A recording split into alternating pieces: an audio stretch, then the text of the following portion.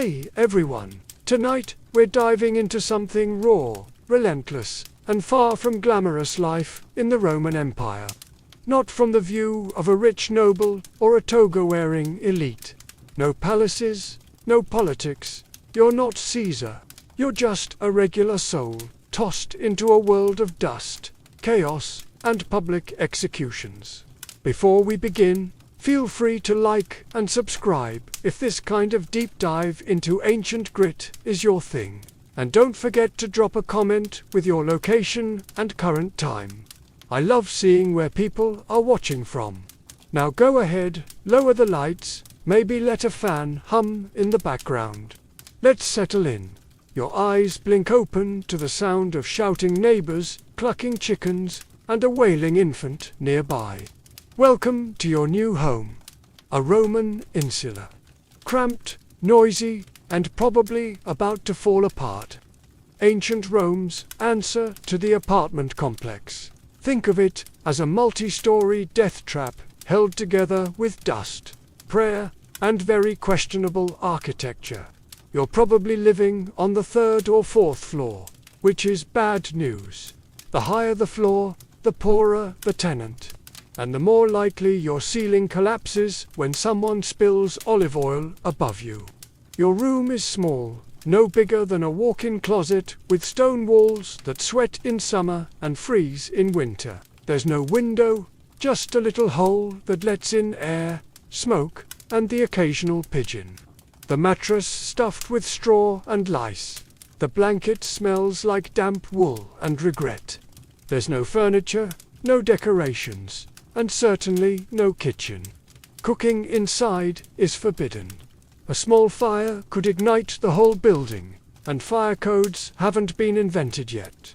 Your only possessions are a clay cup, a worn-out tunic, and maybe a wooden comb if you're feeling fancy. There's no toilet, not in your room, not in your building. Your chamber pot sits in the corner, silently judging you. You'll have to carry it down narrow, rickety stairs to empty it into the street gutter. Hopefully without slipping and adding your body to the morning offerings. Oh, and the walls paper thin. You hear your neighbor praying, coughing, arguing with his wife, and unfortunately not arguing with his wife, if you catch my drift. The air is heavy with smoke, mildew, and the distinct perfume of unwashed humanity. Someone's already baking bread downstairs, but you're not invited. The street vendors are yelling prices for figs and fish guts. A distant centurion is barking orders at someone who's probably already bleeding. You're not even out the door yet, and you're sweating, itchy, and possibly inhaling lead dust from the plumbing. Welcome to the Roman workday. You're not an emperor. You're not a gladiator. You're just another poor soul in an overcrowded tenement, trying not to fall down the stairs or anger a city god before noon. And you've still got 23 hours to go. Now that you've survived the climb down the crooked stairs of your insula, it's time to address the second most urgent matter of the morning, your bladder. There's no bathroom in your apartment, of course.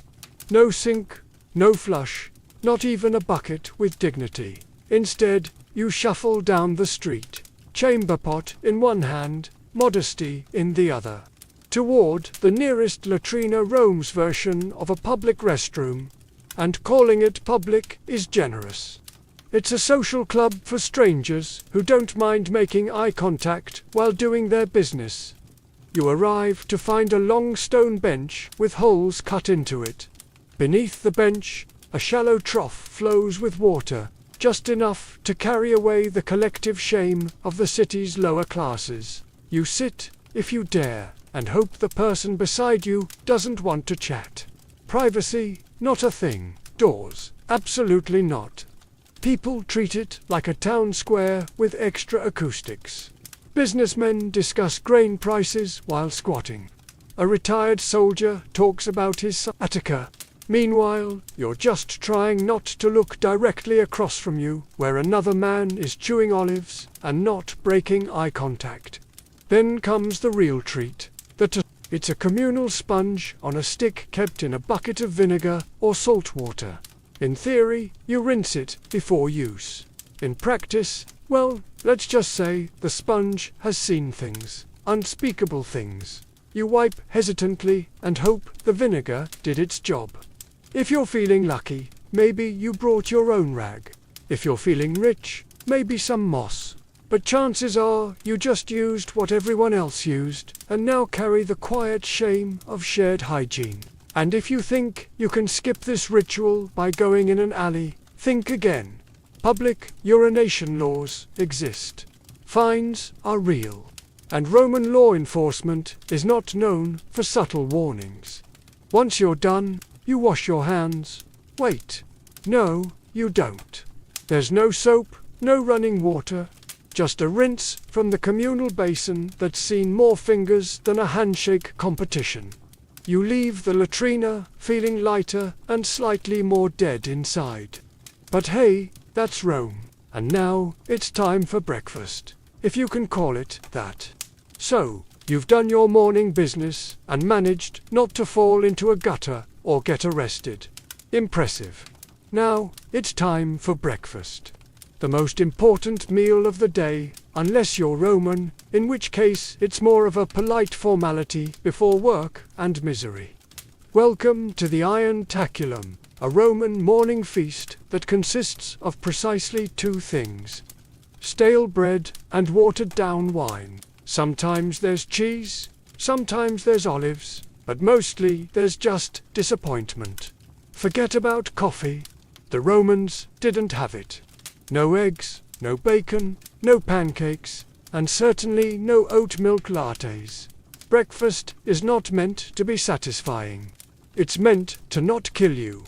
Your bread is likely Ponies rusticus, a rough, chewy lump of grain and grit baked yesterday or the day before. It's dense enough to qualify as a weapon and textured like limestone. The wine is diluted because even they knew that being drunk before sunrise in ancient Rome was a bad idea unless you were a senator. There's no kitchen in your apartment. So, you eat this meal standing in the street or squatting beside a fountain alongside other equally unenthused citizens, gnawing on bread like flavorless tree bark. If you've got a bit of oil or a smear of garum, Rome's famously salty fermented fish sauce, then congratulations. You've added aromatic horror to your already bleak meal.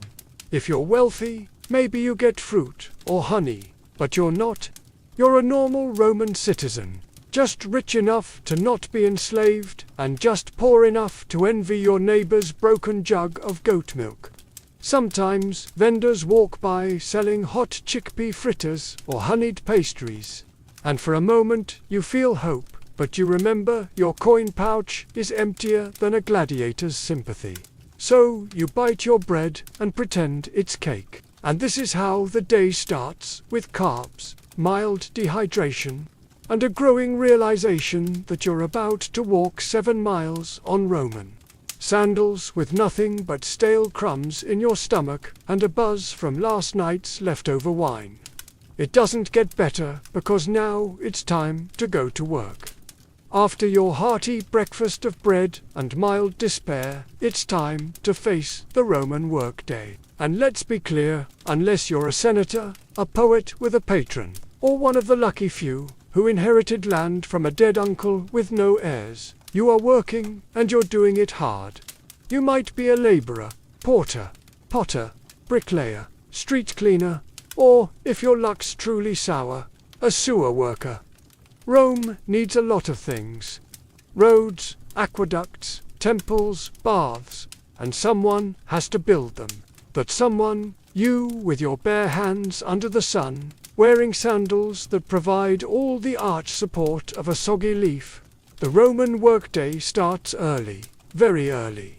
The sun is barely up, but the foreman already is yelling in Latin and waving a stick.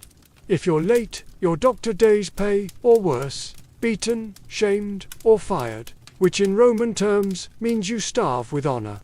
Your tools are basic. You dig with a shovel made of splinters and prayer. Carry bricks on your back, and haul water from a cistern that smells like old socks and ambition. There are no gloves, no helmets, just sweat, dust, and the constant awareness that one slip might crush your spine and your career simultaneously. And if you're a craftsman, good luck. You're competing with hundreds of others selling the same clay pots, sandals, or cheap tunics. Underpricing is common, and quality doesn't matter if a richer citizen decides he doesn't like your face. Even more elevated jobs like messenger, accountant, or teacher aren't glamorous. You're either running through Rome's chaotic streets with scrolls under your arm, writing numbers for someone who will forget your name, or trying to teach Latin to a group of senators' children who already think they're gods. Women, they're working to spinning, weaving, selling vegetables, or managing stalls in the markets. Plus raising children, plus managing the household, plus not dying during childbirth. Multitasking before it was cool, and after all this, you get a short break for lunch. Maybe if your supervisor isn't in a bad mood, or trying to impress a visiting prefect. So yes, you work or you die trying. Rome may be eternal, but your back won't be. So you've made it through the morning without fainting or being flogged. Now it's time to navigate the ancient Roman street, a chaotic, crowded gauntlet designed by someone who clearly hated personal space and public health. Picture it, the sun's high, the city's buzzing, and the street is alive. Not in a poetic way, in a literal way. Rats, flies, stray dogs, livestock, beggars, merchants, yelling in 6 languages, children running wild, thieves pretending to help old ladies while pocketing your coin purse. It's like Times Square, if Times Square had no plumbing and everyone was carrying a goat. Let's talk infrastructure. Roman roads were engineering marvels, perfectly straight, masterfully paved, and usually overflowing with a blend of urine, spilled wine, vomit, animal waste, and the remains of last night's garum sauce. The middle of the street functions as an open sewer. Step off the raised footpath without looking, and congratulations. You've just baptized your sandal in the holy waters of human misery. Wagons clatter by with no speed limits, no crosswalks, and zero chill.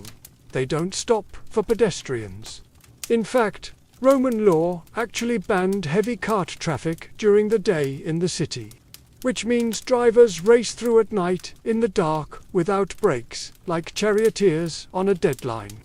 If you're not crushed by wheels, you'll be bumped by elbows, baskets, or an angry fishmonger shouting about spoiled eels. Then there's the air, thick with smoke from cooking fires, incense from temples, the scent of public latrines wafting on the breeze. Oh, and dead animals. Sometimes people just leave them there. If a dog drops in the forum, someone might just toss a cloth over it and walk away. And don't forget public spectacles. Spontaneous brawls, impromptu protests, or a politician's parade that blocks traffic for hours while trumpet players blast off-key fanfare in your face. So, yes, the Roman street is alive and out to get you. Slip on a fig, get hit with a runaway cart, or accidentally offend a patrician's pet monkey, and your day could end faster than Caesar on the Ides of March. And you were just trying to go buy lentils. You're sweaty, dusty, and desperately craving a splash of something cold. The good news, you live in Rome, a city renowned for its aqueducts, those magnificent engineering marvels that carry fresh water from the hills straight into the heart of the empire. The bad news, that water doesn't care about you, unless you're wealthy enough to live in a Deutz with your own private fountain. You're sharing water with thousands of your closest coughing, sneezing, not washing their hands neighbors. Your options are the public fountains where everyone fills their jars, washes their feet, and occasionally dunks a child for fun or hygiene. And by hygiene, we mean a wet version of hope. If you want to wash up, your best option is the thermae, the Roman public baths. They're everywhere and everyone uses them. Sounds civilized, right? But here's the thing. The water cycles through multiple pools with no soap, no chlorine, and very little shame. You'll be sitting in a tepid bath with a dozen other men, none of whom believe in modesty. Conversations are loud, political, and occasionally naked. A man might try to sell you socks, while another cleans his ears with a stick. And the water, it's been through everyone. If you were hoping to feel clean, think again. You're marinating in bacteria with a hint of eucalyptus. Also, fun fact, the plumbing system often uses lead pipes. Yes, lead Romans were obsessed with engineering, but not chemistry. Over time, that convenient indoor plumbing could cause all kinds of delightful side effects, like anemia, gout, infertility, and if you're truly lucky, madness. Want to drink something safer? Wine. Seriously, water is viewed with suspicion, especially in the poorer districts, where contamination from latrines and street runoff is common. So, wine is diluted and consumed throughout the day by men, women, and children alike. Because what better way to survive a crumbling empire than with a gentle buzz?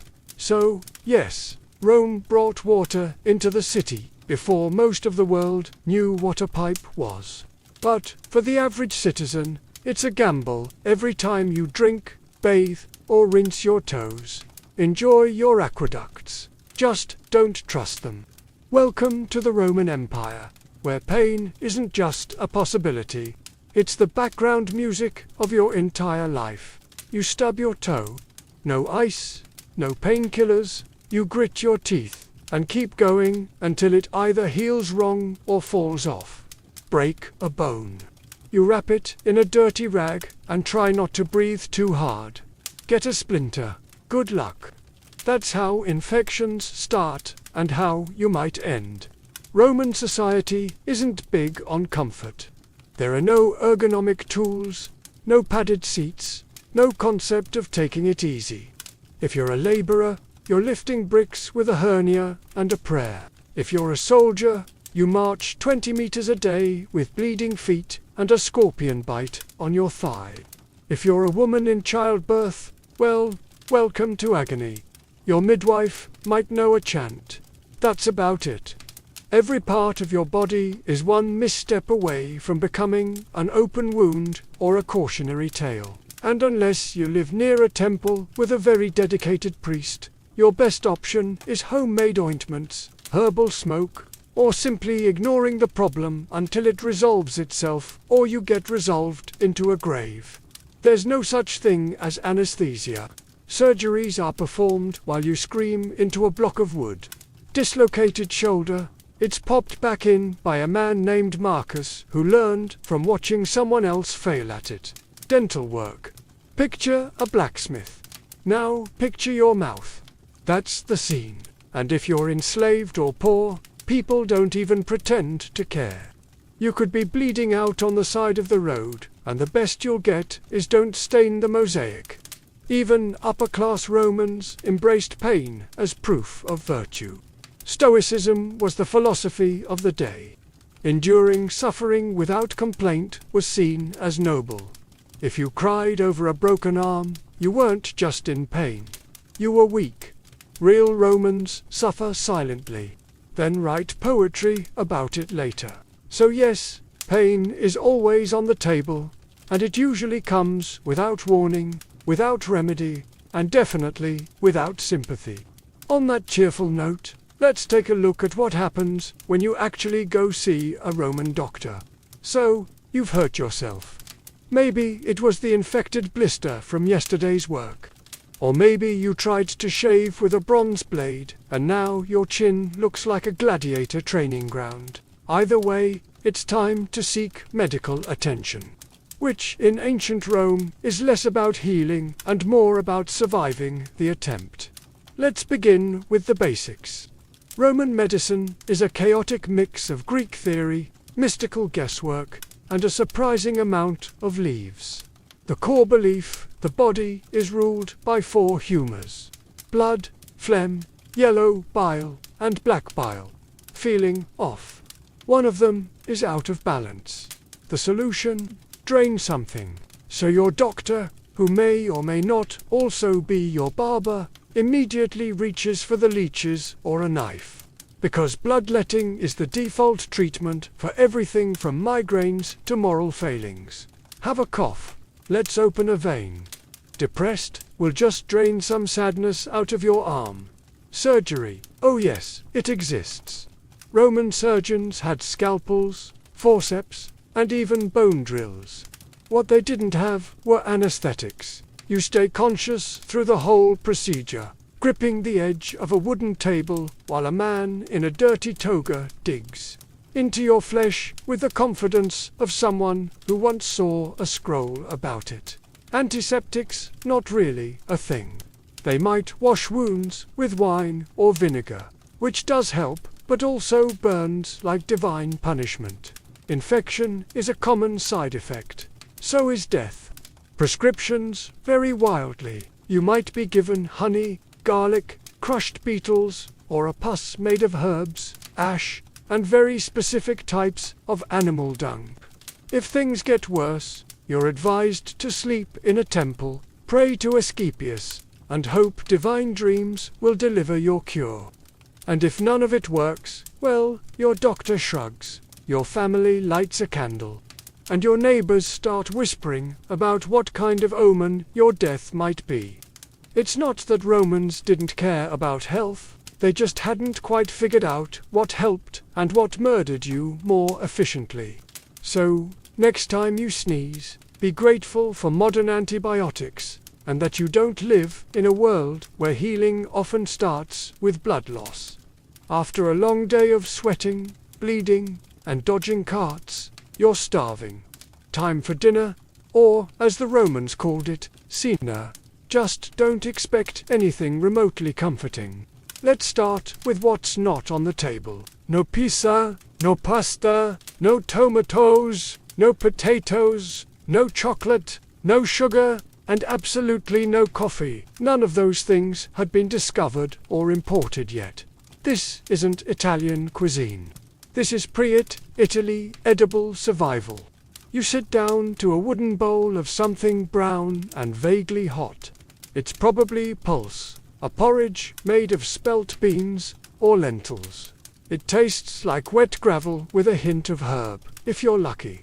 If you're not lucky, it tastes like wet gravel without the herb. Protein is rare unless you caught it, trapped it, or fished it yourself.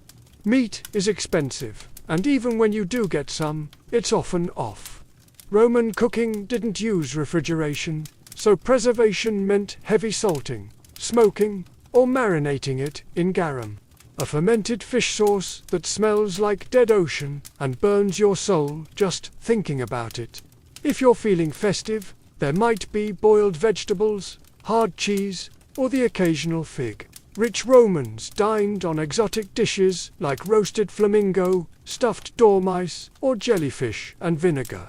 Delicacies that mostly scream, "Look at how rich I am and how little I care about taste buds."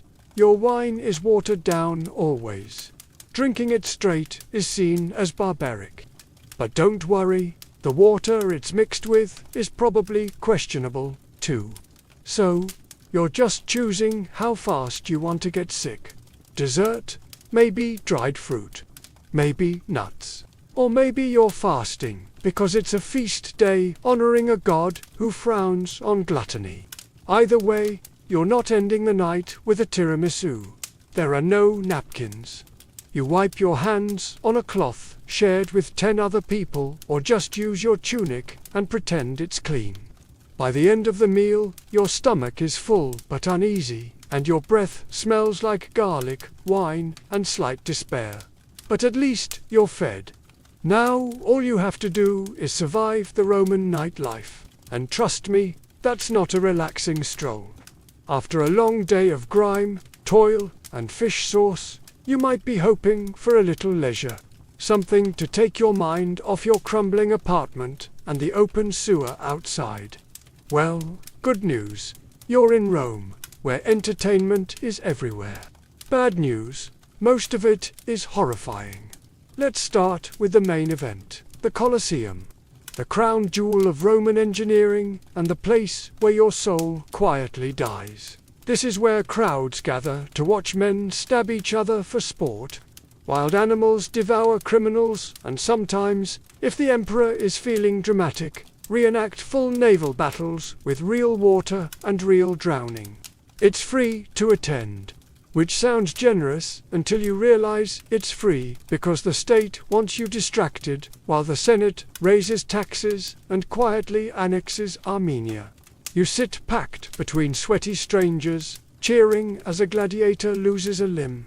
There's blood, sand, and occasional public executions with extra flair. You're clapping, you're not sure why. Feeling a little sensitive, prefer theatre. Head to the amphitheatre for a Roman play.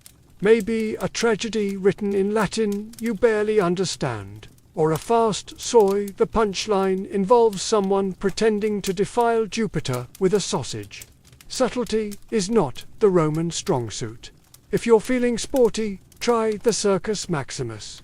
Chariot races are fast, thrilling, and regularly fatal. There are no guardrails, no helmets, and lots of shouting. Crashes are inevitable and spectacular, and the crowd loves it. They're here for the violence and the betting. Don't cheer for the wrong team unless you're ready to fight your way home. And then there's the street entertainment, fire breathers, acrobats, musicians, con artists, and the occasional philosophical rant from a barefoot man with nothing to lose. If you don't like the show, wait 5 minutes. Something else or someone else will start yelling. But behind all of it, there's a strange, brilliant madness. Rome didn't just distract its people, it dazzled them into forgetting how brutal daily life was. It weaponized spectacle. And if that doesn't numb you enough, there's always more wine. Now, let's take a walk through justice. Roman style, spoiler, it's not comforting. You've survived work, dinner, and a gladiator getting impaled for applause. You might think you're safe now, but as long as you keep your head down, the law will protect you. Ah, that's adorable. In Rome, the law doesn't protect. It reminds you that you're small, replaceable, and that mercy is a luxury reserved for statues of emperors. First off, legal status matters. If you're a citizen, you have rights. In theory, you can't be flogged in public unless someone important gets really annoyed and you get a proper trial. If you're non-citizen, justice comes in the form of a fist, a branding iron, or a swift execution outside the city gates. Slaves, they are property. If a slave murders their master, even if the master deserved it, every slave in the household might be executed just to send a message. That message, don't even think about it. If you're accused of a crime, don't expect a calm chat with a lawyer. Trials of public theatre. The wealthier party brings witnesses, bribes, and dramatic gestures. You bring your tunic and a sinking feeling. If you cry on cue, that might help. If you have no patrons, pray to Jupiter and hope the magistrate isn't hung over. Punishments are designed not just to hurt, but to deter. Thieves can be branded or have their hands broken. Liars might get their tongue pierced. Fraud, public flogging, or exile if you're lucky. And if you insult the emperor, it's not jail time. It's death, usually creative. Some crimes require public punishment. Ideally in front of a crowd that cheers louder than they did for the morning's beheading. Crucifixion is popular, long, slow, humiliating. It isn't reserved just for Jesus. It's the go-to for rebels, robbers, and anyone the state wants to make an example of. And remember, law enforcement isn't there to help. The vigils are Rome's version of firefighters and police. Underpaid, overworked, and often corrupt. If you're mugged, they might shrug. If you bribe them, they might help you mug someone else. So, yes, Rome has laws written in stone, recited in forums, but they serve power, not justice. Now, let's talk about gods. Because you're not just obeying men here, you're on Jupiter's turf. After surviving the streets and dodging Roman justice, you may hope to find comfort in religion. A little peace, a little personal spirituality. Nope, not here. In the Roman Empire, religion isn't a private affair. It's an institution, an ever-present cloud of incense and obligation wrapped around every waking moment of your life. You don't choose your gods, they choose you. And there are so many, a god for everything. Door hinges, cardia suas, Glossina, boundaries, terminus, and even mildew robus. You can't walk 5 paces without crossing a shrine. If you don't pause to bow, light a candle, or mutter a prayer, you're not just being rude. You're inviting catastrophe. Maybe not today, but eventually. And when your roof collapses, everyone will nod and say, "Ah yes, he skipped the Saturnalia offering." Religious festivals fill the calendar, dozens per year. On those days, business stops, animals are sacrificed, and the air smells like roasting bull and wet marble. You attend out of piety, but also fear. Because if the gods aren't honored properly, they'll retaliate with plagues, droughts, or a really bad harvest that ruins everyone's lentil supply. Now, let's talk about emperor worship. The state wants you to revere the emperor not just as a ruler, but as a living god. You're expected to offer incense at his altar, sing his praises, and never roll your eyes during a triumphal procession. That's treason adjacent. If you're caught not participating in public worship, say you're a little too quiet during the Vestalia, or you don't show up to toss grain into the temple flame, you could be labeled impious, atheistic, or, worst of all, suspicious. Suspicion in Rome is like blood in shark-infested waters. And if you're part of a foreign cult, you'd better keep that under wraps unless it's officially approved. The state doesn't like unfamiliar gods unless they bring wine, taxes, or new soldiers. Roman religion isn't about belief. It's about ritual. You don't have to feel it. You just have to do it correctly, on time, and in public.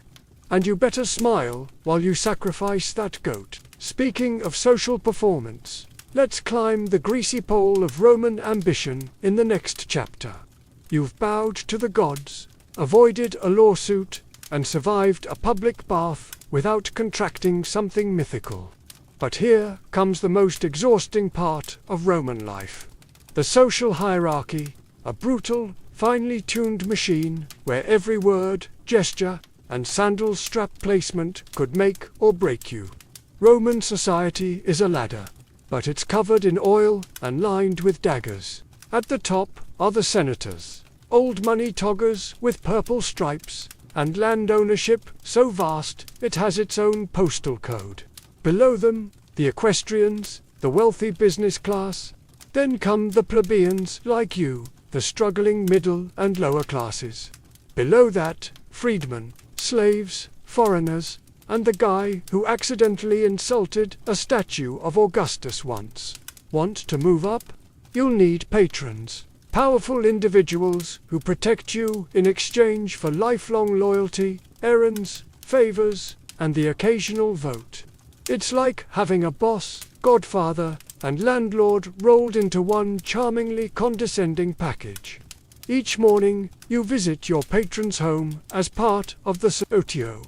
You wait in line with other clients, praise his haircut, maybe compliment his son's toga, then beg for a favor. Usually money, food, or a recommendation. If you're lucky, he tosses you a coin and lets you carry his litter through the forum. Congratulations, you're now connected. Every move you make is watched and judged. Your clothes must be clean, not fashionable, just clean. Your speech must be proper. Your friends carefully selected. And whatever you do, don't show ambition. That makes people nervous. If you rise too quickly, others will conspire to knock you back down, socially or literally. Networking is warfare. Gossip is currency. The wrong comment at a banquet can end your career. The right marriage can save your entire bloodline. But you better play it carefully. Love is for poets. The rest of Rome marries for alliances and estate access. And even if you climb high, don't get too comfortable. One bad harvest, one missed ritual, one jealous rival, and it's all over. You won't even hear the dagger coming. Now the sun is setting. Surely things calm down at night, right? Not in Rome. The sun dips below the rooftops of Rome, and for a fleeting moment, you think, maybe now, finally, you can rest. But nightfall in the Roman Empire isn't a time for peace. It's a shift in tone from noisy and chaotic to dark and downright lethal. First, let's talk about lighting. There isn't any, unless you're rich enough to burn oil lamps all night, and few are. Most people rely on moonlight, memory, and blind hope to find their way through the labyrinthine alleys of the city.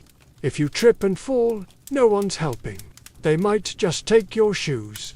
The vigils, Rome's official night watchmen, are supposed to patrol the streets, prevent fires, and stop crimes. In practice, they're overworked, underpaid, and often more interested in napping than heroics. Some are brave, most are bribable, and all of them are outnumbered. Criminals know this. Thieves, muggers, and the occasional bored ex-gladiator roam the shadows looking for easy marks. If you're walking home alone, you're the easy mark. It doesn't matter who you are. Unless you're armed, fast, or invisible, you're at risk. And then there's fire, Rome's greatest nighttime terror. In Suli, those charming death trap apartments you sleep in are made of wood and dreams. Cooking after dark is illegal for this reason. But laws mean little to a hungry tenant. A single overturned lamp can reduce an entire block to ash in hours. The Great Fire of 64 CE didn't start itself, but once it did, it raged like Mars in a bad mood. You might think your building is safe until you smell smoke at midnight and realize there's no organized evacuation plan. You grab your one tunic, your chamber pot, and maybe your dignity, and sprint for your life down a collapsing staircase. And if it's not fire or thieves, it's noise. Drunken parties echo through the streets. Processions for obscure gods parade by with drums and shouting. And if a senator's mistress is upset, everyone within a 3V block radius knows sleep in ancient Rome is a luxury. Silence is a myth, and safety that's reserved for the wealthy, the armed, and the extraordinarily lucky. But hey, morning's almost here. You just have to survive one more night and then repeat. The sun sets on Rome, and with it you might expect a moment of calm, a breeze, a quiet meal, maybe even sleep. Think again. Rome doesn't go silent at night. It simply shifts into something darker, louder, and more dangerous. The city never truly sleeps. It prowls.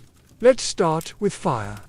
Roman buildings, especially the tall wooden insulae, where the poor live, are tinderboxes waiting for a careless oil lamp or cooking fire to turn them into ash.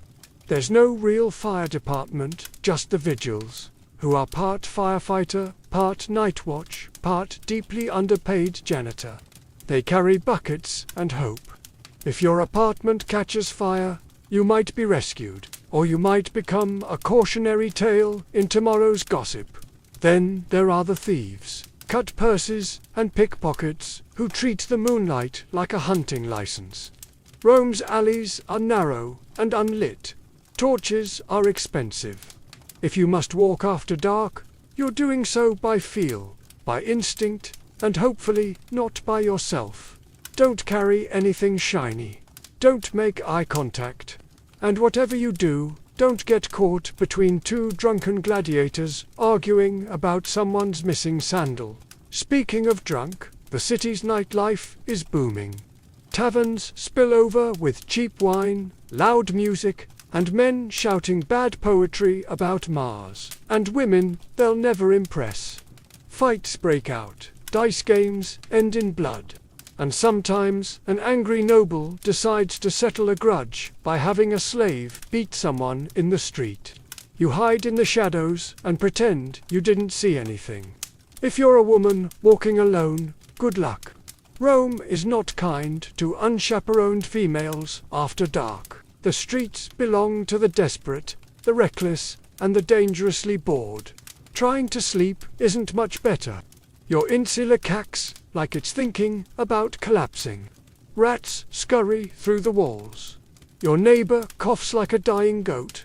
Somewhere nearby, someone is screaming, either from passion, murder, or both. You press your face to a sweaty pillow and pray to Mercury for silence. But there is no silence in Rome. Not for you.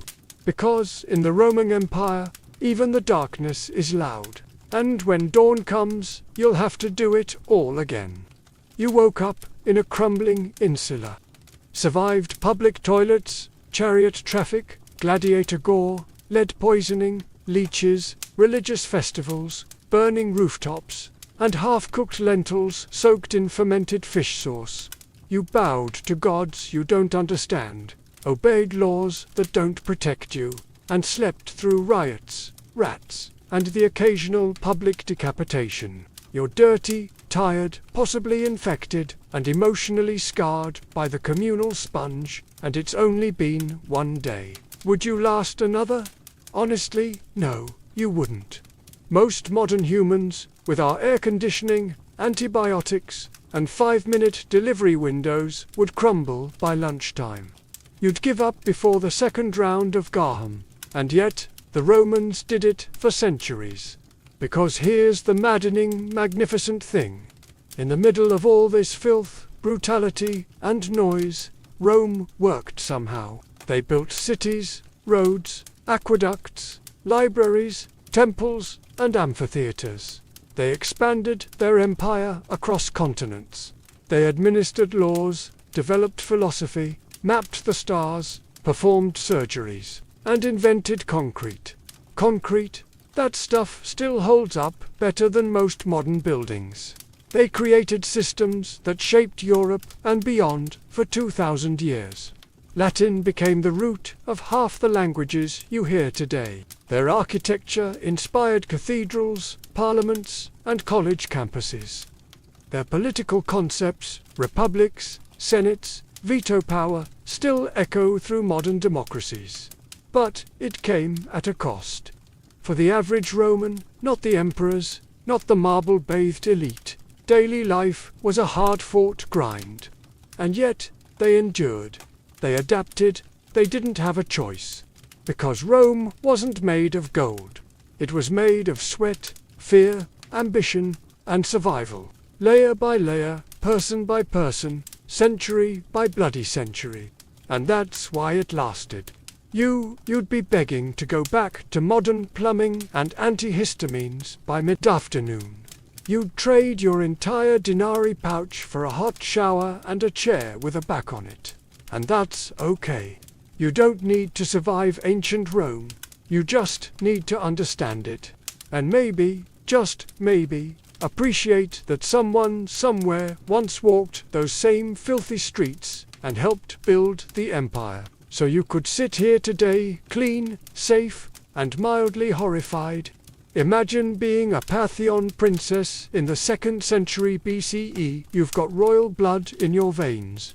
A name fit for legend, Rhodogon. And more importantly, you live in a world where your family spends more time fighting rebels than hosting dinner parties. Rhodogon wasn't born into peace and pearls. She was born into grit, horses, and the constant possibility that someone might poison your dates. Her father, Mithridates II, was no idle king. He was the one who expanded Parthia from a dusty fringe kingdom into a formidable empire that would one day spar with Rome.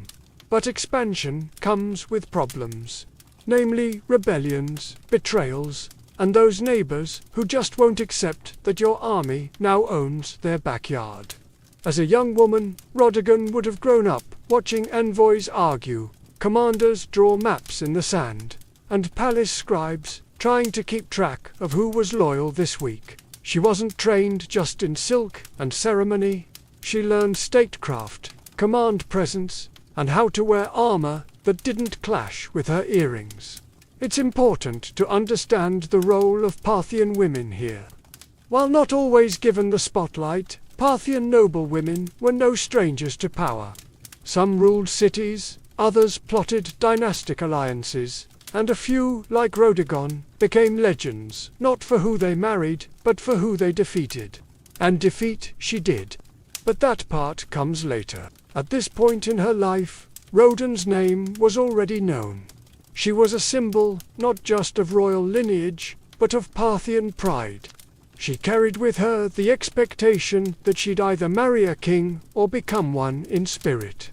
She didn't seem content with sitting on the sidelines while cities burned or provinces rebelled. While most royal ladies were being oiled and perfumed, Rodigan was likely brushing up on military reports and court logistics.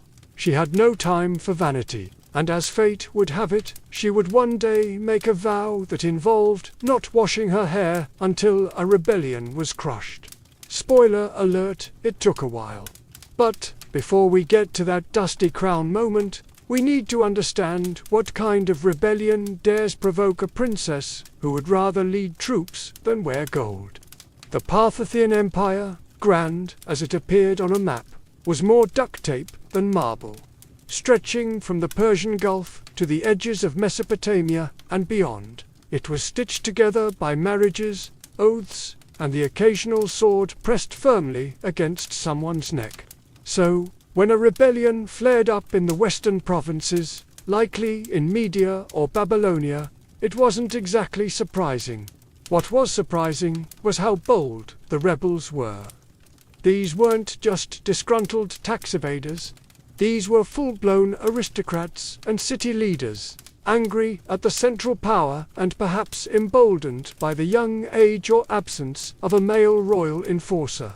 They didn't just throw a fit, they took fortresses, silenced Parthian envoys, and essentially told the crown to go polish its own sandals. Now, under ordinary circumstances, the king would have dispatched a general or a cousin with too much ambition and too little brains. But these weren't ordinary circumstances. For reasons still debated by historians, maybe timing, maybe logistics, maybe sheer royal defiance, Rodigon herself took command. And not just in the abstract, I'll approve the battle plans kind of way. No, she got on a horse, donned armor, and made a public vow that would become the stuff of legend. She would not wash, comb, or otherwise tend to her hair until the rebellion was crushed. It was bold. It was dramatic. It was frankly a nightmare for court stylists. But that vow, dramatic as it sounds, wasn't vanity. It was a declaration, a visual symbol that tied her personal dignity to the fate of the empire. Every time someone saw her tangled, dust-laden hair, they'd be reminded, this isn't over until we win. And that worked. Soldiers rallied. The troops didn't just see a princess. They saw a commander who was literally letting her beauty decay with the war. She embodied Parthian resilience, the kind that didn't rely on thrones, but on thorns, dust, and sweat. Meanwhile, the rebels probably didn't know whether to laugh or panic. They had expected a general, maybe a diplomat. Instead, they got a furious, unwashed woman who was riding straight for their gates with steel in her eyes and no time for conditioner. And worse, she meant business. When Rodigon set out from the capital, she wasn't escorted by a lavish court parade or showered in rose petals.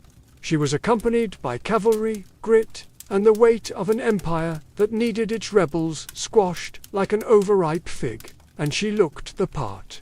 Gone were any signs of courtly delicacy. Her hair, famously unkempt, began to take on a life of its own, hanging like a banner of wanton determination. In a world obsessed with appearances, she turned her own into a weapon. The campaign was not swift. This wasn't a single siege, easily resolved with a bribe and a battering ram. The rebel cities were fortified and confident. They had expected hesitation from the central power, not a battle-hardened woman galloping through the dust with fire in her gaze. But Rhodogon didn't waver. Her military instincts were sharp, perhaps sharper than many of the men who had led before her. She employed classic Parthian strategies: mobility, feigned retreats, and hit-and-run raids. Her forces would appear at the edge of a rebel-held city, vanish like smoke, and return a day later from an unexpected flank. Reports suggest her soldiers admired her not just as a symbol, but as a tactician. She didn't ride behind the lines. She was up front, dirt under her nails and fury under her helmet. And as the weeks dragged on, so did her hair. It's said that by the third month, the strands had begun to knot into ropes full of dust and sweat and the whispers of battlefield prayers. But that only made her more terrifying to her enemies and more revered by her men. Rebels called her the Witch Queen, not because she practiced magic, but because no noble woman should still be fighting in the field and refusing a bath. Surely, they reasoned, something unnatural was at work, but there was nothing magical about it, just sheer, unrelenting discipline. By the time her army laid siege to the final rebel holdout, the legend had grown faster than the rebellion had. In taverns and tents alike, soldiers joked that the enemy wasn't afraid of Parthian swords. They were afraid Rhodogon would never wash again. And truth be told, they weren't entirely wrong. The last stronghold of the rebellion loomed ahead, a walled city rumored to be impenetrable, where the rebel leaders had dug in like ticks on a dog. Supplies had been hoarded. Archers lined the parapets, and the gates had been reinforced with the kind of smug confidence only traitors possess. They believed they could outlast Rhodan. Big mistake. By now her appearance was legend. Word had spread not just through the empire, but into enemy territory. The woman who won't wash, they whispered, has arrived. Some said her hair had turned to iron. Others claimed she hadn't slept in weeks. The myths piled up like siege ladders, but Rhodogon was no myth. She was real, and she had tactics. Instead of launching a reckless assault, she opted for a slow, punishing siege. Cut off trade routes, intercept messengers, poison wells. The rebels had braced for a battle of swords. Instead, they got starvation. She weaponized time itself, letting her enemies rot from the inside out. And all the while, she camped outside the city with her soldiers, just another commander beneath the canvas tents. She shared their meals, gritty bread and lukewarm wine. She inspected their armor, she led patrols, and she still, despite every opportunity, refused to so much as touch a comb. For her soldiers, the vow had become sacred. No one dared suggest she break it, even in jest. It had become a living embodiment of Parthian pride, a symbol that their suffering wasn't for nothing. Every tangled strand was a reminder. We are still in this fight. Inside the rebel city, morale crumbled. They had expected to demoralize the enemy by holding out. Instead, it was they who began to wither. Their own commanders began to argue. Food ran low. Rumors of desertion began to ripple like cracks through stone. And then came the breaking point. A small gate left unguarded for just an hour, perhaps out of fatigue, perhaps sabotage, was found by one of Rhodogon's scouts. That night, under the cover of darkness and wind, her forces slipped in and opened the main gates from within. By morning, the city was hers, and Rodigan, face stir with sweat and ash, stood atop the battlements. Unbathed, victorious, and utterly terrifying. Victory was not declared with trumpets or parades. It was declared with water. After months of dust, battle, and relentless pursuit, Rodigon stood before her army, not in royal robes, but in the same battlefield garb she had worn since the campaign began. Her armor bore dents from rebel blades. Her face was lined from sun and strain, and her hair, her wild, matted, filthy hair, now hung down her back like a lion's mane made of wire and legend. But she had done it. Every rebel city had fallen. Every oathbreaker had been brought low, and now, with her vow complete, she could finally do what no one in the Empire had dared attempt to rush. She could wash her hair, according to tradition, and later accounts passed down through oral history. Rodigon summoned her servants not to a golden chamber, but to a public courtyard. She wanted her soldiers, the ones who bled beside her, to witness this moment. Basins were filled, oils were warmed, combs were retrieved from storage like sacred relics. And then, under the open sky, the warrior princess of Pathia, caked in the grime of war, began to scrub away months of rebellion. It was symbolic. Every tangle undone was another city reclaimed. Every rinse of water over her scalp washed away defiance, soaked into the earth as if the land itself had been restored. Some say she wept. Others say she laughed. But what no one disputed was the silence among the troops as they watched. Hardened men, scarred and sunburned, stood like statues as Rodigan emerged from her ritual transformed. No crown was placed on her head. She didn't need one. The dust had become her diadem. The act of not washing had become more powerful than any jewel. And in that moment, Pathia didn't just have a princess. It had a symbol. She could have returned to court in triumph, let the scribes compose flattering odds, allowed nobles to fall over themselves in praise. But she didn't rush back to luxury. She stayed with her troops a while longer. She dined with them, she listened to them. She knew that her legend had just begun, but she didn't want it forged in gold. She wanted it forged in memory. After the hair washing that became an event for the ages, Roden could have ridden straight to the capital with fanfare, banners, and enough propaganda to last a century. But she didn't. Instead, she took the long route back, deliberately visiting the cities she had reclaimed, one by one, walking their streets, inspecting their defenses, and ensuring no embers of rebellion still glowed beneath the ashes. This wasn't mere ceremony. It was strategy. Rodigon knew the danger of victory. How quickly it can melt into complacency. Empires don't fall from defeat alone.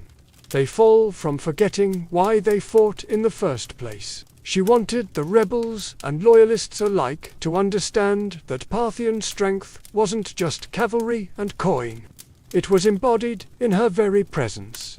A woman who chose hardship over comfort and earned loyalty by example, not decree. And loyalty she received. Everywhere she went, people gathered not to gawk at royalty, but to stare in awe at her. Not polished, not perfumed, but real. She didn't bring fear. She brought accountability. She asked for reports, heard complaints, paid for supplies out of her own war coffers. She rewarded cities that had stayed loyal and offered clemency carefully, cautiously to those who repented. By the time she reached the royal court, her return had already become a legend. Scribes rushed to record her tale. Artists argued over how to capture her, wild-haired and battle-worn or radiant and reborn. Ministers whispered about the implications. A woman commanding armies, keeping oaths, and now standing at the heart of Parthian power with the loyalty of half the provinces in her hand. And here was the dilemma. What do you do with a princess who is more popular than most kings? Some urged she be married off, as if that would contain her influence. Others wanted her placed in charge of border defences permanently. But Rhodogon didn't seem concerned with titles or politics. She had proven what she needed to. The battlefield had been her throne. The dust, her crown, and her name, already etched in the hearts of soldiers and citizens alike, needed no royal inscription to endure. She didn't need a coronation. She had already been crowned, not with gold, but with history. In the months following her campaign, Rhodogon didn't seek the limelight, but it followed her anyway. She became a subject of poetry, sculpture, gossip, and awe. Not because she demanded it, but because she had earned it. Every soldier who'd fought under her command returned with a tale. And every tale made her larger, more enduring, more untouchable. Yet in the palace halls of Pathia, where politics slithered like snakes behind silk curtains, her silence was unnerving. She didn't boast, she didn't lobby. She didn't ask for titles or lands. Instead, she observed, listened, and understood the real battlefield had only shifted from stone walls to whispered conversations. Even the king, her father, or possibly her brother, depending on the exact moment in the tangled Parthian dynastic timeline, had to tread carefully. Rhodogon wasn't just popular. She was respected in a way few men at court could compete with. Not adored for beauty or bloodline, but for leadership, for command. She had turned her vow into policy, her filth into folklore. And yet the silence she kept was as deliberate as any military maneuver. She didn't tell others what she planned next, because, perhaps, even she didn't know. For the first time in years, she wasn't fighting. She wasn't commanding troops or outwitting rebels. She was still, and that stillness unnerved many. What does a woman who conquered without a crown do next? One theory among historians is that Rhodogon used this silence as leverage. Her presence alone, her every quiet nod or glance, forced decisions. Officials hesitated to propose bad policy for fear she'd frown. Generals delayed campaigns, hoping she might weigh in. Her silence wasn't passive. It was a tool. She had discovered that not speaking could be more powerful than speaking. And so she remained, a living legend, walking the palace corridors. Her freshly washed hair braided not just in gold thread, but in memory. Her very existence challenged the norms. She had proven that Parthian might wasn't confined to masculine hands. It could ride into battle with tangled hair and return with cities at its feet. And all she had to do now was wait. Because sometimes the greatest move is no move at all. As the years passed, Rhodogon's name slowly faded from the formal records. Parthian scribes, more eager to elevate kings and dynasties than unruly warrior princesses, began to downplay her campaign. The silence she once used as a weapon now became the excuse for erasure. No grand mausoleum was raised in her name. No epic poem commissioned by the state bore her face on golden scrolls. But that's the thing about true legend. It doesn't need permission to survive. In the outposts where her army had marched, in the villages she spared, her name remained a whispered spell. Mothers told stories of her to their daughters, not as a fairy tale, but as a warning to any man who underestimated a woman with a mission. Soldiers recited her tactics as if they were sacred text, and rebels, well, even decades later, they still spoke of her as if she might ride again from the dust, with hair flying like war banners. There's something profoundly unsettling about someone who breaks every rule of their time and still wins. Rhodogon wasn't content to be decoration in a court. She didn't play the flute, paint birds, or practice the refined art of being quietly ignored. She burned through her time like a comet and then vanished just as quickly. Historians have debated what became of her. Some believe she retired from public life, choosing peace over politics. Others think she remained an advisor in the shadows, shaping Parthian strategy from behind the veil of anonymity. A few romantics claim she rode out one final time to settle a border dispute and disappeared into legend. Never confirmed, never denied. But what's certain is this: her legacy endured where it mattered most, in the people. She may not have worn the crown, but she ruled in ways no diadem ever could. She redefined what loyalty meant. She showed that a vow, even one as strange as refusing to comb your hair, could be as binding as a royal decree and far more inspiring. And though history books may offer her only a footnote, the dust of Parthius still remembers her, because you don't need a marble statue to be eternal. You just need to keep your vow and win. Centuries after her death, Rhodogon's story remains a paradox, well known in whispers, yet elusive in ink. No towering statue bears her likeness.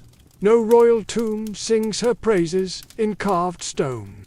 But in the collective memory of those who admire rebellion, endurance, and principled ferocity, she is immortal. Not in the way kings are remembered, but in the way forces of nature are. She didn't need to conquer foreign lands or sign monumental treaties. What she conquered was expectation. In a world where women were told to wait behind curtains while men spilled blood in their name, Rhodan tore the curtain down and marched out barefoot, helmet in hand. She didn't ask for command. She took it, and the empire didn't collapse. It followed. More importantly, she taught her people a lesson that no decree could enforce: that loyalty doesn't come from fear. It comes from seeing your leader suffer beside you, from watching them choose discipline over comfort, from watching them keep a vow longer than anyone thought possible. She wasn't perfect. No legend is. But her story endures precisely because it wasn't polished or clean. It was tangled, muddy, honest, like her hair on that final day of victory. In that filth was dignity. In that vow was a vision of leadership stronger than any title. When her soldiers looked at her, they didn't see a princess. They saw someone who believed in the fight more than her own vanity. And that's the part history couldn't quite erase. Even now, long after Parthia has crumbled and its cities turned to sand, her name returns in moments of resistance. Artists revive her. Writers search for her footprints, a vow not to wash until victory. It sounds absurd to some, but to those who've had to claw their way through injustice, it makes perfect sense. Rhodogon was never about glamour. She was about grit. And in the end, it was the dust that crowned her, not gold. Dust, the same substance emperors try to escape in death. Yet the very thing she wore like a badge of honor. She was forgotten by kings, ignored by chroniclers, but remembered by the dust. And that's where legends truly live. Not in stone, but in soil. Before empires clashed and blood soaked the sand, before kings trembled at her name, Tomius was simply a daughter of the wind, born to the raw, open steppe. The land she came from was not gilded in marble or echoing with philosophy. It was brutal, free, and endlessly vast. This was the world of the massage. Fierce, nomadic horse archers who rode like spirits of the plains, their lives shaped by survival, honor, and war. We know little of Tomius's childhood, but we can imagine the rhythm of it. She would have learned to ride before she could run, to shoot before she could speak in full sentences. Among the massage, girls were not caged in tents or veiled by silence. They trained beside the boys, rode with the warriors, and grew up with iron in their blood. To lead, one had to bleed. And two, even as a young woman, bled for her people. Her tribe worshipped the sun and sky, lived off their herds, and buried their dead with weapons. ready for battle in the afterlife. They had no cities, no golden temples, but they had pride. And when enemies approached, they met them not with prayers, but with arrows. Tamias likely came to power after the death of her husband, who may have ruled the tribe before her. But what's certain is that when the moment came, she didn't inherit leadership. She seized it. In a time when most women were considered property, Tomias commanded an army. She negotiated with kings. She dared to speak as an equal. And if they didn't listen, she made them. She was more than a queen. She was Shahot, the steppes checkmate, a war archive in bronze and leather, who would soon face the greatest empire on earth. But power, especially for a woman, never comes without consequence. As Tamias began to solidify her rule, whispers grew louder. Across the mountains to the south, a king was watching. His name was Cyrus the Great, and he wanted more. The stage was set. The steppe wind howled, and Tomias, daughter of warriors, would soon ride into legend. While Tomias reigned over the open steppes far to the south, a different kind of power was rising. Structured, imperial, relentless. Cyrus the Great, founder of the Achaemenid Empire, had already conquered Lydia in the west and Babylon in the south. His banners flew over deserts, mountains, and cities where languages changed every few days' ride. But Cyrus wasn't done. He was a builder of empires, and every builder eventually eyes the horizon.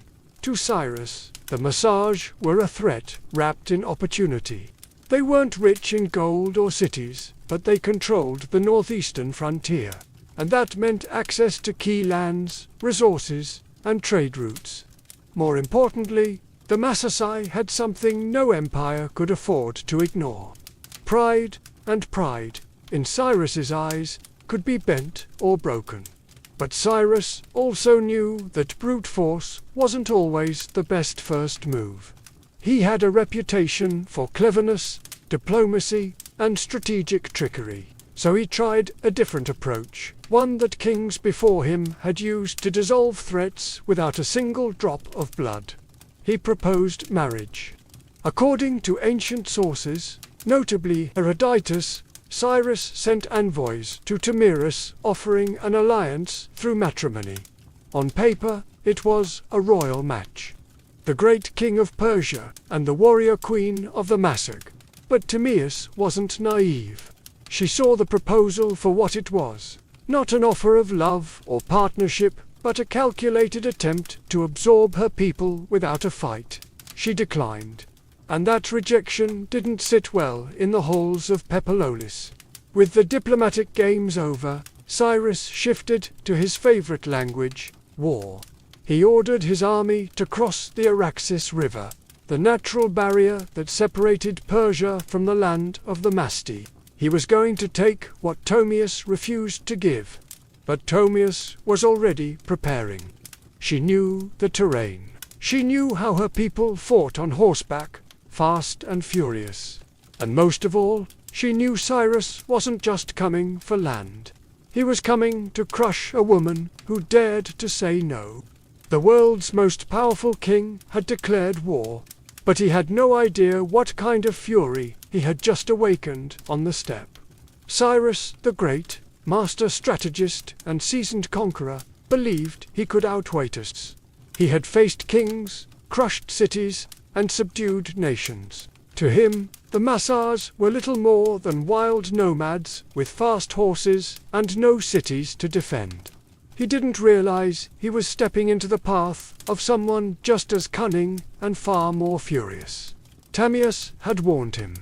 After rejecting his marriage offer, she sent a clear message. Cross the Araxes River and you will regret it. But Cyrus crossed anyway, building a bridge of boats to carry his army into Massai land. Instead of striking immediately, Tomias pulled her forces back, luring Cyrus deeper into unfamiliar terrain. The Persians found an abandoned camp, well stocked with food and, more importantly, wine. a luxury the nomadic Massagate rarely indulged in. It was a baited trap, and Cyrus took it, perhaps thinking the enemy had panicked and fled. Inside the camp, he left a portion of his army under the command of General Harpagus, a trusted officer. As the Massaged returned under the cover of night, they fell upon the drunk and unsuspecting Persians with deadly precision. The battle was brutal and swift. Among the dead was Speripises, Tomias's son, and a Massage commander. Accounts differ on what happened next. Some say Speripises was taken alive and, realizing his capture, begged for death and took his own life. Others claim he was killed in the fighting, but all agree. When news reached Tedius, something inside her shattered and then turned to steel. Her grief was volcanic, but her rage that became legendary. She sent another message to Cyrus. This one wasn't a warning, it was a vow. "You may be a glutton for blood," she said, "but I swear I will give you your fill." She promised to make the ground run red with Persian blood, and her vengeance would not be quiet. Cyrus had taken her son. He had violated her land. Now he would meet not the queen of the Massage, but the mother of a slain warrior, and the last face he would ever see. The next battle would not be a skirmish. It would be an execution. The sun rose over the plains like a blade, sharp and blinding. Tamias stood at the head of her army, no longer just a queen, but a storm-given form. Her warriors, hardened by the nomadic life, painted their faces with ash and rage. This wasn't about politics anymore. This was about blood. Cyrus, for all his might, had underestimated the Massais. He assumed they would fight like the tribes he had conquered before. Chaotic, uncoordinated, easy to crush. But Tomias had spent her life among warriors. She understood how to strike. Not blindly, but with precision. She rallied her forces for a full-scale assault on the Persian invaders, and this time she wasn't holding back. The location of the final battle is lost to history, swallowed by the vastness of the steppe. But what's clear is that Tomias launched a ferocious counterattack. Her cavalry swept across the plains like a tide of knives. They fired arrows from horseback, closed in with axes, and fought like people with nothing left to lose. The Persians, battle-hardened, disciplined, and experienced, weren't expecting this level of organized fury.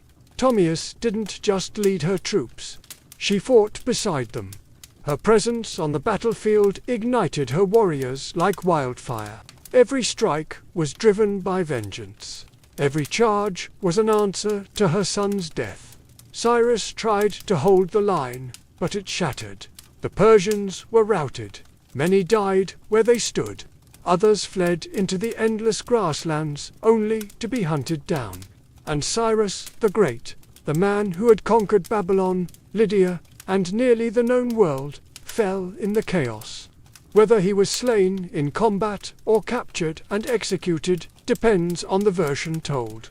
But either way, he died on Tomias's terms. What came next is infamous. According to Herodotus, Tomias found Cyrus's body on the battlefield, ordered his head severed, and then, in a final act of symbolic revenge, submerged it in a wineskin filled with human blood. "Drink your fill," she said, "of the blood you thirsted for." Was it historical fact or poetic embellishment? Maybe both. But it didn't matter. The message was eternal. Tamias was not to be conquered. When the dust settled and the grass drank deep the blood of empire, Tamias stood victorious, a warrior queen who had done what no king or army before her could. She brought Cyrus the Great to his end. News of the defeat sent shockwaves across the ancient world. The mighty Achaemenid Empire, thought to be unstoppable, had been humiliated by a woman from the steppes. The Persians did their best to downplay the loss, but the death of their founder couldn't be ignored. Cyrus's body was eventually returned and buried with honor in the royal tomb at Pasargad. Yet the stain of his final defeat would linger like a wound on the empire's legacy. For Ptolemus and the Megete, however, the victory was more than revenge. It was a declaration. They had defended their sovereignty, not just with weapons, but with dignity. Ptolemus had stood up to the world's most powerful ruler, and she hadn't just survived, she had triumphed. And then she vanished from history. No records survive detailing her later years, her death, or any successes she may have appointed. It's as if, after taking her vengeance, Ptolemus simply rode back into the horizon and allowed the wind to carry her legend forward.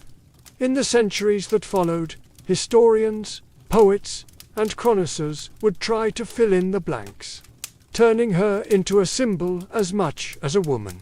To the Persians, her name was a bitter reminder. To the Greeks, she was a paradox, a barbarian who displayed more nobility than many kings. And to the peoples of Central Asia, Ptolemus became folklore, a ghostly queen who rides through the steppe, fierce and unbending, with a sword that remembers. Her legacy would inspire countless depictions across cultures. Medieval manuscripts portrayed her in regal armor. Renaissance paintings imagined her towering over Cyrus's corpse. In every age, she became what people needed: a mother avenger, a wild queen, a lesson in hubris, or a symbol of feminine power. But one truth cuts through the myth. She changed history. Ptolemus didn't inherit a throne. She forged it in fire and fury. And for one brief, unforgettable moment, the steppe queen proved that not all empires rise. Some fall to the hooves of warriors who ride with vengeance in their hearts. Much of what we know about Ptolemus comes not from local massage records. They left no stone tablets or royal archives, but from the pen of a Greek Herodotus, often called the father of history. Writing a century after her time, he immortalized Ptolemus in his histories, casting her as a warrior queen of astonishing resolve and terrifying vengeance. But Herodotus wasn't simply reporting facts. He was weaving a story, one part chronicle, one part morality tale. To him and his Greek audience, Ptolemus represented the ultimate reversal of imperial arrogance. Cyrus the Great, a man who had conquered half the known world, fell not to a vast army or a rival king, but to a woman who fought not for glory, but for her child. Her victory was almost mythic, and Herodotus treated it as such. He even detailed her grisly revenge, the wineskin of blood, the severed head of Cyrus, and her damning words, "Drink your fill." But was it true? Modern historians debate this endlessly. Some argue that Herodotus exaggerated or even invented parts of the tale, using Timirus as a narrative tool to humble the Persian Empire, which at the time of his writing was still a looming force over the Greek world. Others believe that while the blood wineskin episode might be symbolic, the core event, Cyrus's death at the hands of Ptolemus, likely did happen. There's also the question of bias. Herodotus, for all his insight, often filtered foreign cultures through a Greek lens. He portrayed the massage as wild and free, yet noble, an exotic mirror to Greek ideals of honor and liberty. Ptolemus, in that frame, wasn't just a barbarian. She was a moral counterweight to Persian ambition. Still, even if details blurred over time, Herodotus succeeded in one thing. He ensured Ptolemus would not be forgotten.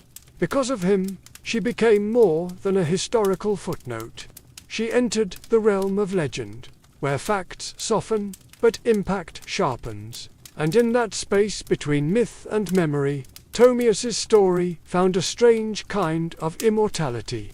In a world dominated by kings and conquerors, Herodotus left us a queen who refused to kneel and left her enemies bleeding in the sand. Though she may have slain one of the ancient world's most iconic emperors, Ptolemus never ruled an empire herself. She didn't build cities of stone or inscribe edicts on golden tablets. Her people, the Maya, were nomads, living not by walls, but by the rhythms of the land, the sky, and the horse. This meant that Tomas' legacy was never institutionalized. There were no marble busts or royal coins bearing her likeness, no archives to immortalize her decrees. Instead, her story passed on as stories do on the steppe through firelight, song, and the whispered A of warriors. The Masads were one of many powerful tribes of the Central Asian steppes. Their cousins included the Scions, the Saka, and the Dahai, all expert horse archers who roamed the lands between the Caspian Sea and the borders of ancient China. These tribes were feared by empires for their mobility, unpredictability, and ferocity in battle. Tomius, as a female leader among them, was rare, but not entirely unique. Steppe culture, unlike many sedentary civilizations, allowed women far greater freedoms. Women rode, hunted, fought, and even led. Among the Scythians, graves of female warriors buried with weapons, armor, and horse gear have been found by archaeologists, confirming that the stories of fierce steppe queens were more than just legend. Tamias stood at the pinnacle of that tradition. Her power didn't come from inheritance or religion. It came from respect, grit, and sheer capability. She was a unifying force among scattered clans, a political leader, and a military commander in a landscape where survival meant riding faster, shooting better, and fearing nothing. But because the massage tea left no monuments, Tomius became a kind of phantom queen. Her name echoing only in the writings of outsiders and in the oral traditions of the steppe. To the Persian scribes, she was a warning. To the Greeks, a marvel, and to her people, likely a memory carried in bloodlines and battle songs. A ghost who rode with them across the plains. Empires may rise and fall in stone, but the stories of the steppe live on in the wind. And Tamias, fierce, grieving, and unbroken, became its voice. Centuries passed, and the empires that once surrounded the Massaget rose and crumbled. Cyrus's successors built Persepolis, fought Alexander the Great, and faded into the dusty footnotes of time. But to her legend endured, not in the palaces of kings, but in the hearts of those who refused to bow.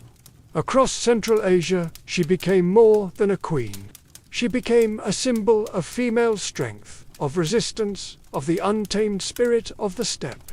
In many ways, Tomius embodied a kind of defiance that transcended geography. She was not Roman, not Greek, not Persian, and so her story belonged to no empire. That made her dangerous and inspiring. In the medieval Islamic world, chroniclers occasionally mentioned her name, reshaped by language, but never quite forgotten. In some versions, she was praised for her justice and vengeance. In others, she was seen as a savage queen, a reminder that power in the hands of a woman could be both glorious and terrifying. By the time the Renaissance rolled around, European artists rediscovered her tale through the writings of Herodotus. Painters depicted her in elaborate armor, standing triumphantly over Cyrus's lifeless body. In one dramatic painting, she holds his severed head aloft, like a trophy, blood-soaked and victorious. It was theatrical, yes, but also political. These artists were fascinated by the idea of a woman who didn't just survive in a man's world, she won. In the 19th and 20th centuries, Tomius became a nationalist icon in regions like Kazakhstan, Uzbekistan, and Turkmenistan. Poets and educators reclaimed her as a historical heroine. Proof that the roots of Central Asian identity were fierce, proud, and deeply feminine. Her name appeared in textbooks, statues, and even military ceremonies. A woman who had once ruled on horseback with a bow in hand was now riding once more. Through memory and myth, through rebellion and pride, In a world that still wrestles with the idea of powerful women, Tomius remains a challenge. She wasn't perfect, saintly, or tame. She was decisive, brutal when necessary, compassionate only to those who deserved it. She was resistance in human form, and the blood of empire on her hands was a crown she wore without apology. History tends to favor the builders of monuments, the writers of laws, the kings who carve their names into stone. Tomius did none of these. She left no empire behind, no palace to excavate, no royal seal to decipher. And yet her name still lives, not because she ruled forever, but because she refused to be erased. She stands as a contradiction to how history often remembers women. Not as helpmates or footnotes, but as forces of destiny. Tomius didn't beg for recognition. She took it with blood and fire. She didn't ride behind a king. She rode against one and won. Her story is retold in classrooms from Central Asia to Europe. Not simply because she killed Cyrus the Great, but because she dared to defy him. She wasn't defending an empire. She was defending freedom. A freedom that rode on the backs of horses, that hunted with hawks, that slept under the stars. A freedom that could not be neatly drawn on a map. Today, her statues rise from Kazakhstan's capital cities, and her face adorns coins and textbooks. To modern Central Asians, she is a mother of nations, a link to a pre-Islamic, pre-Soviet, proudly nomadic past, a reminder that their identity wasn't born in submission, but in the cry of battle and the gallop of horses. In a world still divided by power, by gender, by memory, Tomius is a beacon, not just because she killed a great king, but because she taught us something even greater. That dignity is not given, it is seized. That sometimes leadership looks like a mother grieving her son and refusing to let the killer walk away. We often wonder why some names survive while others vanish. Tomius survived because she was unforgettable. Because, in a time when women were expected to disappear into the tents of men, she rose, blade in hand, fury in heart, and carved her story into the flesh of history. Empires fall, statues crumble, but legends ride. And somewhere in the whispering winds of the steppe, a queen still gallops, unbroken, undefeated, and utterly unforgettable. In ancient Egypt, beekeeping wasn't a hobby. It was a state-sponsored science with divine approval. Long before modern apiaries, Egyptians had already developed an organized mobile system for managing bees and extracting honey. By 2400 BCE, beekeeping was depicted in detail on the walls of tombs in the sun-drenched necropolises of Saqqara. It wasn't just about harvesting honey. It was a sacred practice embedded in agriculture, medicine, religion, and even the afterlife. The Egyptians used horizontal clay tube hives, typically stacked in rows and laid on their sides. These were nothing like modern wooden boxes. They looked more like terracotta drain pipes, and they were carefully designed to be relocated seasonally. As the Nile's floodwaters receded and flowers bloomed along its banks, hives were moved up and down the river to follow the nectar flow. This transhumance method was incredibly advanced for its time, almost like ancient GPS for bees. Beekeepers used clay or stone pipes to blow smoke into the hives, calming the bees before honey extraction. Without protective suits, these keepers had to rely on careful timing, experience, and a fair bit of courage. Honeycombs were removed gently, and the honey was collected not just for food but for medicine, mummification, and sacred rites. Honey was considered a gift from the gods, a divine substance associated with Ra, the sun god. According to Egyptian myth, bees were born from the tears of Ra as they fell to earth. This wasn't poetic fluff. It shaped how the Egyptians treated bees as messengers between the mortal world and the divine. Honey was used in temple offerings, irari rituals, and even as a currency in trade. It also had a prominent role in medicine. Ancient papyri list honey as a key ingredient in over 500 remedies mixed with herbs, wine, or milk to treat wounds, infections, and gastrointestinal issues. Its antibacterial properties were known, even if the science wasn't. Beeswax too was harvested and used in cosmetics, embalming, and even in writing tablets. It had value beyond the hive, becoming part of daily life for scribes, priests, and healers alike. In Egypt, the hive wasn't just a source of sweetness. It was a symbol of balance, healing, and celestial order, carefully cultivated under the watchful eyes of both humans and gods. While Egypt gave beekeeping structure and sanctity, ancient Mesopotamia gave it something equally vital: laws. The cradle of civilization didn't just master irrigation, writing, and city building. They also knew the value of honey and the importance of protecting its production. Though Mesopotamian beekeeping wasn't as visually celebrated as in Egyptian tombs, its traces are found in ununiform tablets and legal codes, suggesting a quietly sophisticated practice. References to bees and honey appear as early as the Sumerian period. In Akkadian and Babylonian texts, there are mentions of nins, meaning bee gardens or apiaries. These spaces were often attached to temple grounds or royal estates, suggesting honey production was an elite-controlled resource. Honey and beeswax were used in religious offerings, medicine, food, and trade. And losing a hive could be a serious economic blow.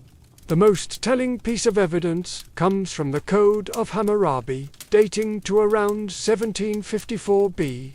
While most of the code is famously devoted to issues like theft, injury, and agriculture, a few lines directly address bee disputes. If someone allowed their bees to swarm into another man's field, and the bees caused damage, they were liable. If honey was stolen, restitution had to be made, sometimes in the form of silver or replacement jars. In a world where almost everything was counted in grain, the fact that honey warranted its own legal protection speaks volumes. Mesopotamians also understood bees as more than just insects. Some texts described them as divine messengers, even linking them to Ninot, the god of agriculture and war. Beeswax, in particular, was valued for sealing documents and creating ritual figurines. It was both practical and mystical, part of both bureaucracy and magic. Though the exact design of Mesopotamian hives isn't fully preserved, scholars believe they may have used mud brick or woven basket hives, similar to early Levantine styles. These would have been kept in shaded gardens or rooftops, protected from the harsh summer heat. Mesopotamian beekeeping was less about worship and more about structure, regulating resources, ensuring fairness, and maintaining the economic balance of a society where even a bee sting might end in litigation. Here, the hive was not just a biological wonder, it was a microcosm of order, law, and the civilizing impulse itself. In the rugged highlands of Anatolia, long before the Greeks took center stage, the Hittites were quietly mastering the art of beekeeping. And they weren't treating it like a backyard hobby. To the Hittites, bees were sacred agents of purity, messengers between realms and essential to both agriculture and the spiritual health of the kingdom. Unlike Egypt and Mesopotamia, where beekeeping was a blend of science and economics, the Hittites took a more ritualistic approach.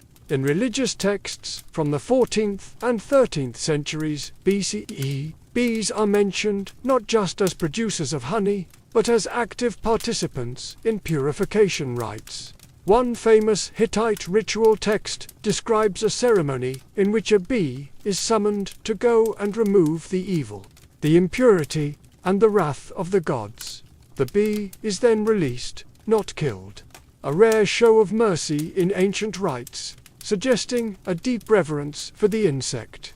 The Hittites valued honey for its taste and its sacred utility. It was used in libations, sacrificial offerings, and anointing rituals, often combined with wine, milk, or grain. Honey wasn't just consumed, it was poured, burned, and blessed. It served as a medium between human intention and divine reception. In terms of practice, evidence suggests the Hittites used clay or woven hives, likely stored in protected enclosures near temples or royal estates. Though the archaeological record is sparse, parallels with neighboring Levantine and Syrian traditions hint at portable tube-like hives, possibly made from straw and mud, stacked and managed much like those in Egypt. Beekeepers in the Hittite world likely operated under temple control, their work deeply embedded in seasonal festivals and state rituals. Honey was not a mere commodity. It was a tool of diplomacy, healing, and spiritual cleansing. The bee, small and unassuming, held symbolic weight that far exceeded its size. The Hittites also contributed a vital piece to the global understanding of bees. They recognized bee migration. Some surviving texts describe the seasonal behaviors of swarms, linking blooming patterns with honey flow, an insight that shows how closely they observed their environment. In Anatolia, the hum of the hive wasn't background noise. It was a sacred frequency vibrating through the bones of gods and kings alike. The ancient Greeks didn't just study bees. They admired them, feared them, and modeled society on their mysterious order. To the Greeks, the hive was more than a place of honey. It was a living metaphor, a model for the ideal city-state, a symbol of divine order, and a source of endless scientific curiosity. Greek beekeepers advanced the science of apiculture with a blend of practical knowledge and philosophical flair. Unlike earlier civilizations that used stationary clay hives, the Greeks developed movable terracotta hives with removable lids and sections. These allowed easier access to the honeycomb without destroying the colony, an early step towards sustainable harvesting. They also mastered the art of smoke control. Using ceramic bellows and clay smokers, they would puff smoke into the hive entrance, sedating the bees before honey extraction. This innovation not only reduced stings but also preserved the hive's structure, allowing for multiple harvests per season. One of the most influential minds in Greek history, Aristotle studied bees in extraordinary detail. In his History Unalium, he described hive behavior, noting that bees appeared to have distinct roles. Some gathered nectar, others defended the hive, and one whom he called the king bee seemed to lead. Although he got the gender wrong, Aristotle's observations laid the groundwork for centuries of bee research. Honey held a revered place in Greek culture. It sweetened wine, preserved fruits, and flavored cakes. It was also used as a base for medicinal salves, especially in wound care, and was seen as a divine gift. The Greeks believed that ambrosia, the food of the gods, was a mixture of honey and wine. The bee itself had mythological significance. It was associated with Artemis, goddess of wild things, and Dieta, goddess of the harvest. Priestesses of Artemis were even called Melissa, the Greek word for bees. The idea of the bee as a sacred feminine force carried deep symbolic power. For the Greeks, the hive was both scientific marvel and spiritual emblem, a reminder that even the smallest creatures move with purpose, discipline, and grace.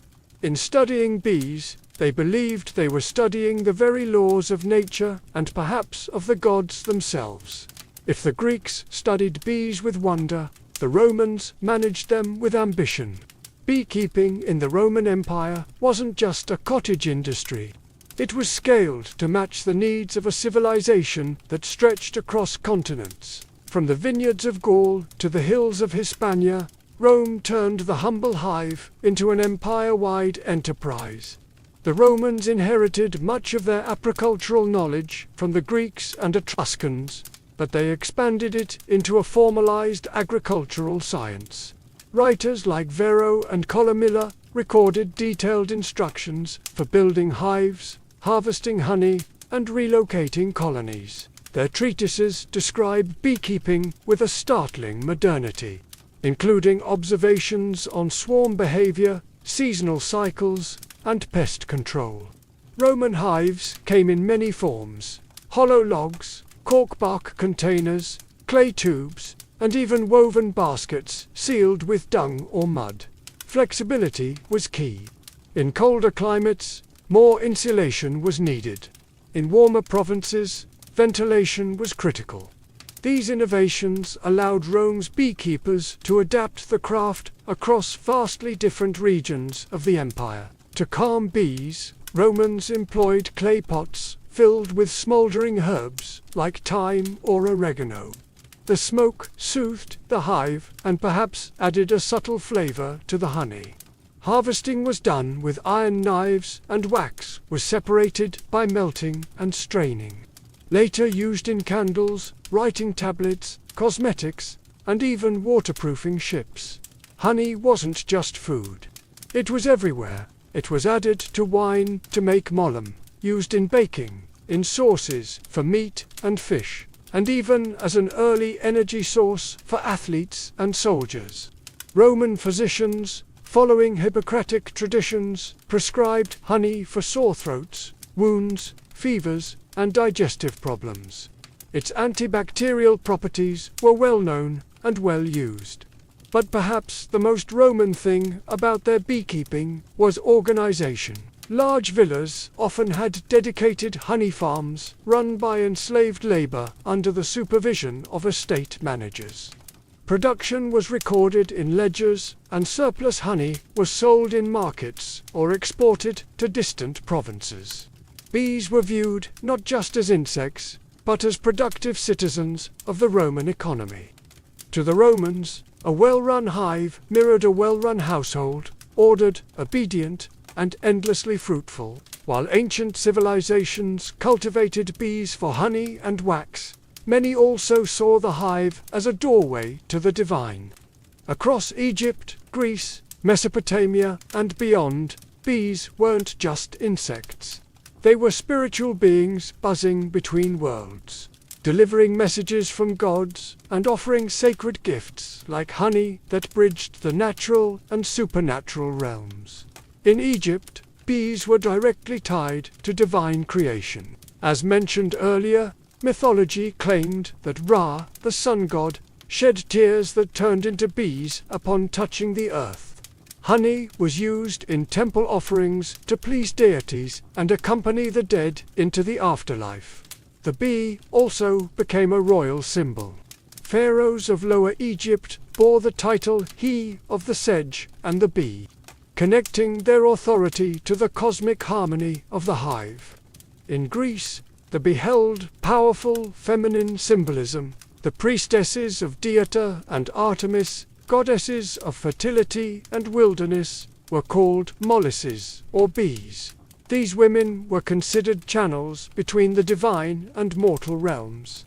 The Oracle of Delhi, one of the most important religious centers in the ancient world, was believed by some to have originally been presided over by bee priestesses.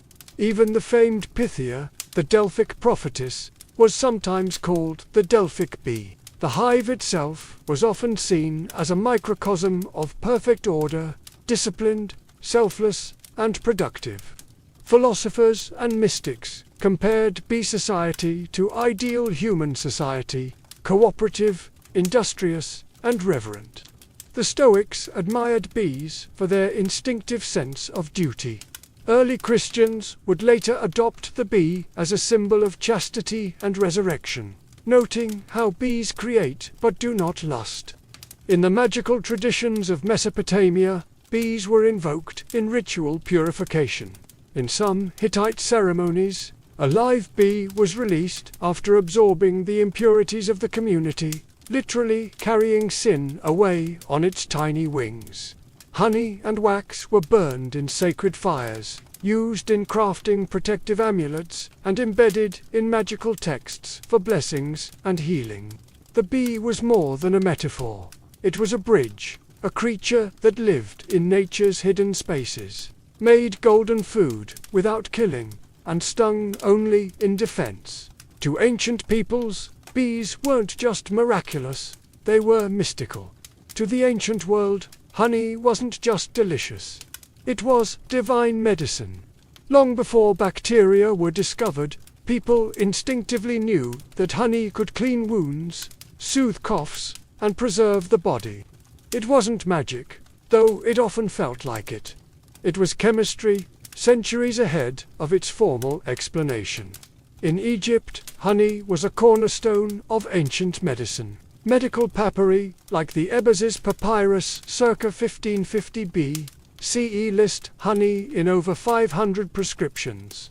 It was mixed with milk, figs, garlic, and herbs to treat everything from eye infections to digestive problems. When paired with animal fat or resin, it was applied as a salve to burns and cuts. Doctors knew that wounds treated with honey healed faster and resisted infection, likely due to honey's natural acidity and hydrogen peroxide content. The Greeks followed suit. Hippocrates, the father of modern medicine, prescribed honey for respiratory problems, ulcers, and fatigue. He used honey mixed with vinegar to create oxymel, a tonic used to clear phlegm and reduce fevers. Greek athletes drank honeyed water to boost stamina during Olympic training, believing it restored strength quicker than wine or water alone. In India, the Ayurvedic system held honey madhu in high regard. It was classified by taste, source, and medicinal potency. Vedic texts warned against overheating honey, but endorsed it as a treatment for indigestion, colds, wounds, and even poison. It was also used in religious rituals, offered to gods, and consumed during sacred fasts for both spiritual and bodily cleansing. The Romans too believed in the medicinal power of honey. Pliny the Elder recorded dozens of remedies involving honey in his natural history. It was a base for ointments, gargles, and laxatives, and even used to treat the wounded after battle. Honey mixed with poppy juice was given as a sedative. Roman surgeons kept it on hand to dress wounds and reduce inflammation. Beeswax had its place in medicine too, as a base for plasters, bombs, and even dental fillings. Its malleability and resistance to decay made it ideal for sealing and preserving. In short, honey in the ancient world wasn't just sweet, it was life-saving. It healed the sick, preserved the dead, and symbolized purity. It was the pharmacy of the gods, delivered by the wings of bees. Ancient beekeepers were more than farmers. They were innovators, engineers, and keen observers of nature. Across civilizations, they developed specialized tools and methods that allowed them to manage bee colonies effectively, harvest honey sustainably, and even protect themselves from the bees' defensive stings. One of the most important innovations was the design of the hive itself. The Egyptians popularized the use of horizontal, cylindrical clay hives, essentially large terracotta tubes stacked in rows. These hives were durable, portable, and mimicked natural cavities where bees thrived. Similarly, the Greeks and Romans used terracotta and woven basket hives, some with removable lids to allow access to honeycombs without destroying the colony. The ability to inspect and harvest without killing the bees was revolutionary, paving the way for modern sustainable agriculture. To safely extract honey, ancient beekeepers employed smoke to calm the bees. The Greeks invented clay smokers and bellows designed to direct smoke into the hive's entrance. The smoke masked alarm pheromones released by guard bees, reducing their aggression. Romans refined this by burning fragrant herbs such as thyme or oregano, which soothed the bees and possibly imparted subtle flavors to the honey. Harvesting tools varied. Wooden or bronze knives were used to slice combs carefully. Sometimes honeycombs were pressed to extract liquid honey, and wax was melted and filtered for later use. Beekeepers often wore minimal protection, relying on experience and careful technique to avoid stings. Suits and gloves were millennia away. Ancient texts reveal that beekeepers also observed bee behavior meticulously. They understood swarm cycles, seasonal patterns, and the importance of moving hives to optimize nectar collection. Some cultures practiced transhumance, relocating hives to follow flowering plants' bloom, similar to modern migratory beekeeping. Additionally, honey storage was a crucial aspect of ancient beekeeping. Egyptians used sealed ceramic jars to store honey, protecting it from moisture and spoilage. Honey's remarkable shelf life was well known, sometimes lasting centuries sealed within tombs. Even the relationship between humans and bees was carefully managed. Rituals were performed to appease bee spirits or gods, ensuring cooperation and avoiding misfortune. This spiritual care was as vital as the physical tools in maintaining a productive hive. In all, ancient beekeeping was a blend of craftsmanship, natural science, and reverence. The tools and techniques they developed set foundations that still influence modern apiculture. The ancient practice of beekeeping laid the groundwork for a relationship between humans and bees that continues to this day. Far from a simple agricultural activity, early beekeeping was an art and science that influenced medicine, religion, economy, and ecology across civilizations, shaping the way we understand nature and sustainability.